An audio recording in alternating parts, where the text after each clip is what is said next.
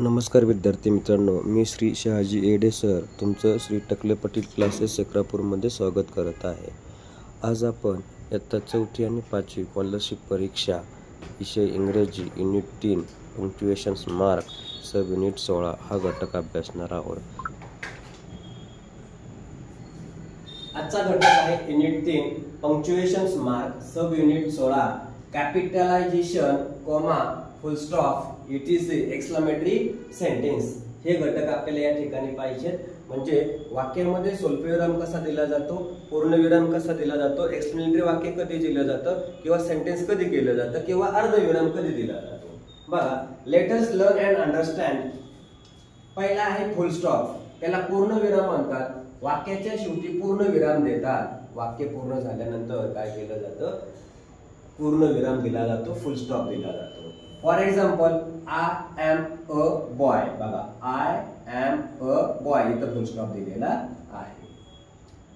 नंतर संक्षिप्त नाव लिहिताना फुल स्टॉप देतात। फॉर एक्झाम्पल, बघा, संक्षिप्त म्हणजे फुल फॉर्म जो आहे त्याच्याऐवजी शॉर्ट फॉर्म मध्ये देण्यासाठी काय केलं जातं, संक्षिप्त रूपामध्ये दिलं जातं। हे तिथे दिलेलं आहे बघा, MACB। आता आणखीन एक घेता येईल, समजा A.M आर्ट ऑफ मास्टर। दुसरं आहे कॉमा, त्याला स्वल्पविराम असं बोललं जातं। सारख्या जातीचे शब्द लिहिताना कॉमा दिला जातो। आता सारख्या जातीचे शब्द म्हणजे नेमके काय, दोन मित्रांची नावं आपल्याला काय करायचे, घ्यायचे आणि ते काय करतात, एकाच खेळ खेळतात यासाठी। फॉर एक्झाम्पल बघा, नेहा, राम, यश अँड राजू वेअर प्लेइंग। काय करतात, इथं तुम्हाला स्वल्पविराम दिसतोय, इथं याला स्वल्पविराम म्हटलं जातं, म्हणजेच कॉमा असं म्हटलं जातं।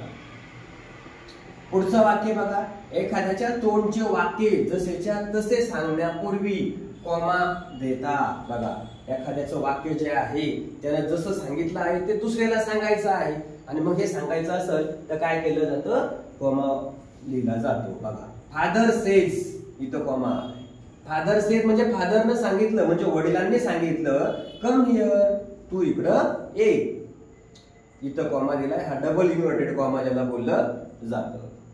नंतर पत्राचा मायना लिहिण्यासाठी कॉमा देतात। For example, dear fathers, dear mothers, dear brothers. पत्राचा मायना म्हणजे एखाद्या व्यक्तीला जर तुम्हाला पत्र लिहायचं असेल, आपल्या जवळच्या व्यक्तीला, मित्राला, तर काय केलं जातं, असा मायना लिहून इथं स्वल्पविराम दिला जातो।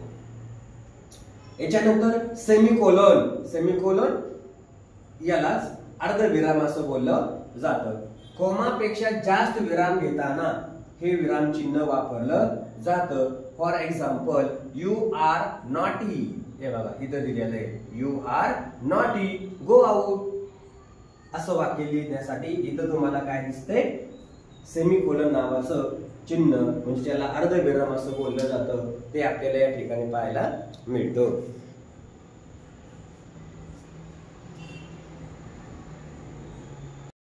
चौथा पॉइंट आहे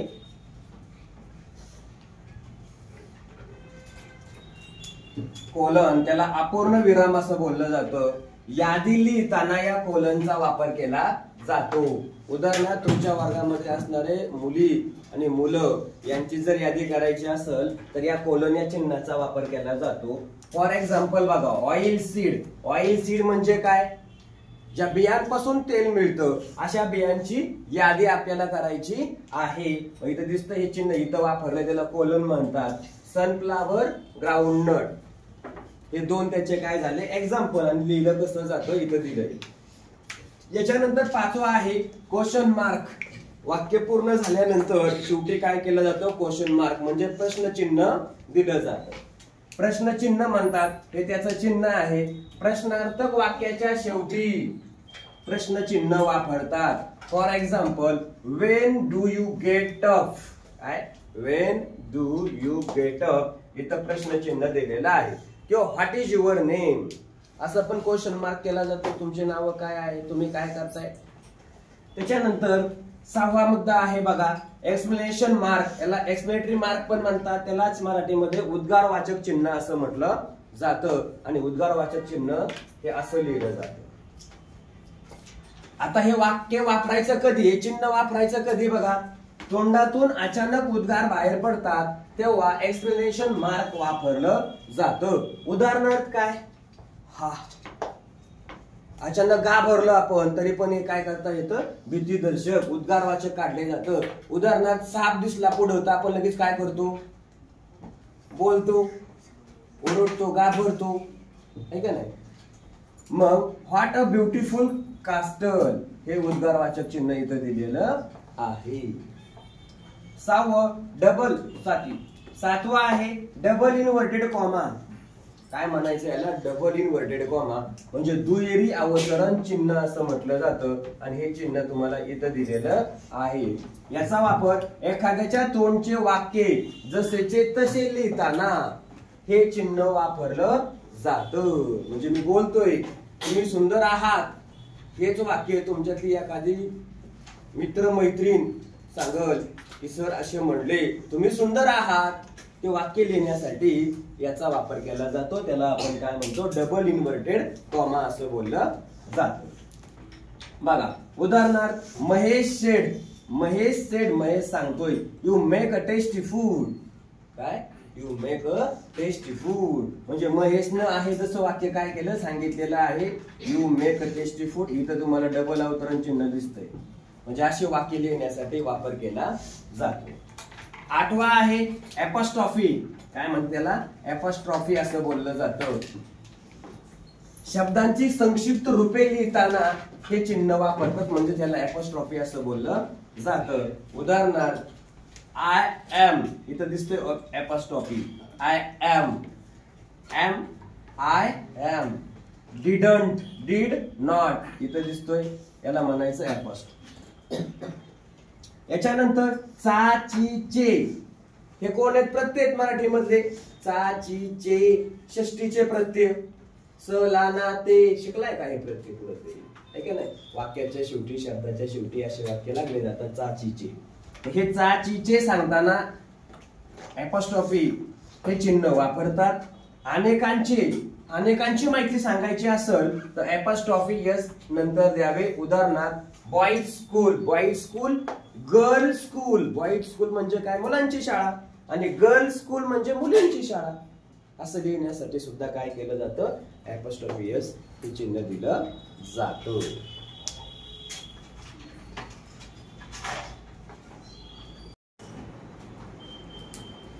नववा घटक आहे बघा याच्यातला, हायफेन. आता हायफेन म्हणजे नेमकं काय, रेषा म्हणतो आपण तिला. संयोग चिन्ह बोललं जातं. दोन शब्दांना जोडण्यासाठी हायफेन हे चिन्ह वापरलं जातं. For example father in law. Father in law म्हणजे काय, काय अर्थ होतो त्याचा, फादर इन लॉ सासरा. मदर इन लॉ सासू, फादर इन लॉ सासरे. कॅरेट, काय, कॅरेट हे चिन्ह दिसतंय.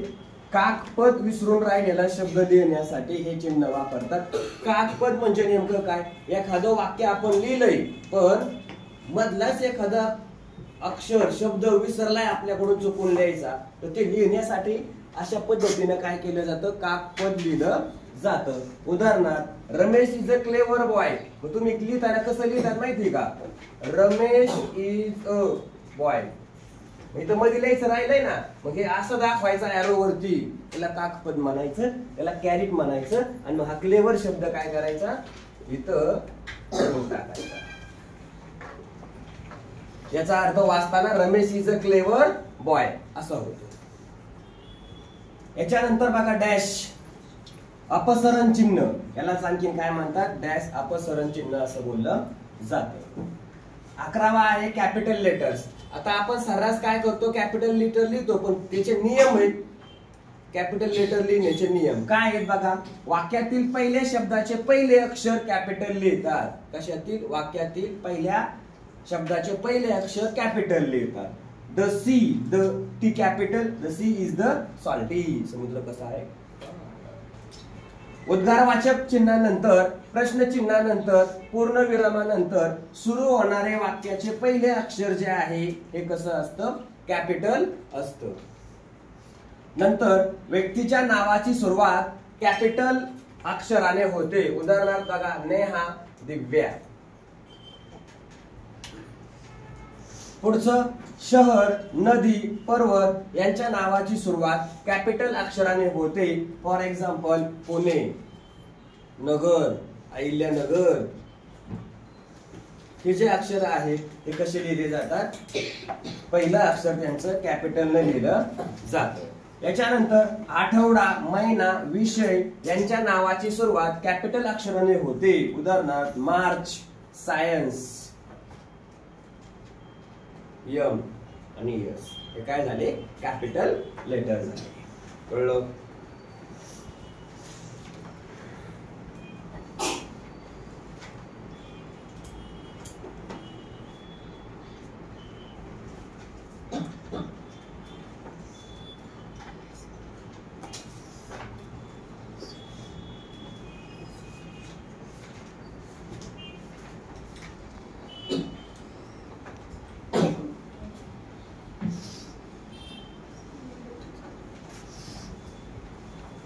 या टॉपिक वर आधारित आपण काय करणार आहोत? प्रश्न पाहणार आहोत.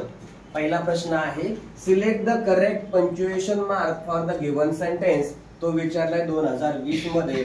बघा, does she go to school. Does she go to school याचा अर्थ काय? ती शाळेत गेली का म्हणल्यानंतर फुल स्टॉप येईल का?